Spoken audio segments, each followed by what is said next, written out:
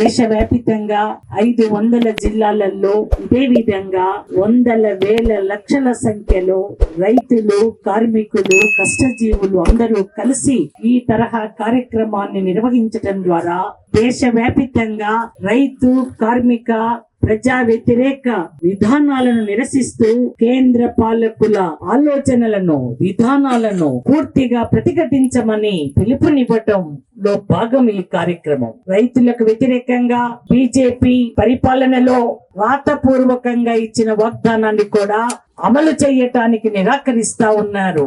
మద్దతు ధరల గ్యారెంటీ చట్టం తీసుకొస్తామని, రుణ మాఫీ చట్టం చేస్తామని ప్రధానమంత్రి స్వయంగా 13 నెలల పాటు నిరంతరంగా నిరాఘాటంగా సాగినటువంటి రైతాంగ ఉద్యమంకి తలవొగ్గి 5 రాష్ట్రాలలో జరిగే ఎన్నికలలో ఓడిపోతామేమోనన్న భయంతో రాతపూర్వకంగా హామీనిచ్చి కూడా సంవత్సరాలు గడుస్తున్నా ఆ హామీ, ఆయన పెట్టిన సంతకం ఎక్కడ ఉందో కూడా తెలియని పరిస్థితి ఏర్పడింది దేశంలో. రైతులు పండించే పంటలకు మద్దతు ధరలు లేకపోతే వారు పెట్టిన ఖర్చులు కూడా రాక ఆర్థిక భారం పెరిగి అప్పుల విష వలయంలో కొట్టుమిట్టాడుతూ పంటలు పండించలేని దశకు చేరుకుంటున్నటువంటి దుస్థితి కొనసాగుతున్నా కేంద్ర పాలకులకు చీమ కుట్టినట్లుగా కూడా లేదు. దారిద్ర్య రేఖ దిగువగా జీవిస్తున్న నిరుపేదలకు కూడా కేవలం మనిషికి 6 కిలోలు మాత్రమే సరఫరా అవుతున్నాయి. ఈ రోజున కరోనా సమయంలో 10 కిలోలు ఇవ్వటం జరిగింది. ఆ 10 కిలోల బియ్యం ప్రతి కుటుంబంలో ప్రతి వ్యక్తికి అందాలి అని కష్టజీవులు డిమాండ్ చేస్తున్నా వారి డిమాండ్ కూడా పట్టించుకున్నటువంటి పరిస్థితి కొనసాగుతూ ఉంది. ఈ 6 కిలోల బియ్యం ఇవ్వటానికి కూడా మద్దతు ధరలకు ఆహార సంస్థ ద్వారా, భారత ఆహార సంస్థ FCI ద్వారా కొనుగోలు చేసుకొని పంపిణీ చేయటానికి వీలుగా నిరుపేద ప్రజల ఆకలిని తీర్చటానికి ఎలాంటి ఆలోచనలు చేయకపోగా భారత ఆహార సంస్థతో పాటు మద్దతు ధరల కోసం కొనుగోలు చేసి ధాన్యాన్ని నిల్వ ఉంచాల్సినటువంటి సంస్థలన్నింటినీ అదాని, అంబానీ లాంటి కార్పొరేట్ కంపెనీలకు దారాదత్తం చేయటానికి నిస్సిగ్గుగా కేంద్రంలో మోడీ పాలన కొనసాగుతూ ఉంది. ఈ రోజు మనం నిర్వహిస్తున్న ఈ నిరసన కార్యక్రమం పెద్ద హెచ్చరిక లాంటిది.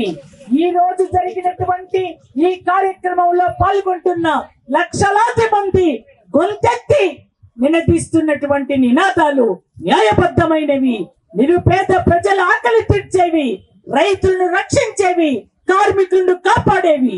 ముఖ్యంగా రుణమాఫీ చట్టానికి సంబంధించి ఈ దేశంలో కార్పొరేట్ కంపెనీలకైతే లక్షల కోట్ల రూపాయలు మాఫీ చేస్తాడు కేంద్రంలో ఉన్న మోడీ గారు.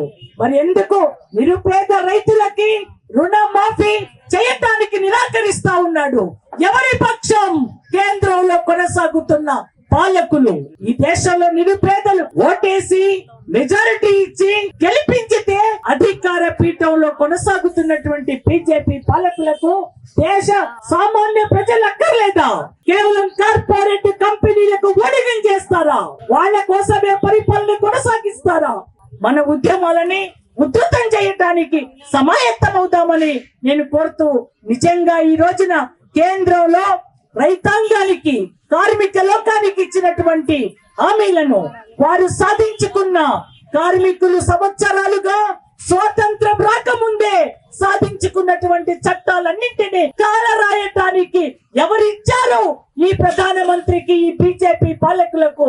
నేను అడుగుతా ఉన్నాను. నిన్ననే ఒక జిల్లా హనుమకొండకు వెళితే కూర్చున్న రైతాంగంలో కౌలు రైతులు ఎంతమంది అంటే అందరూ చేతులెత్తారు.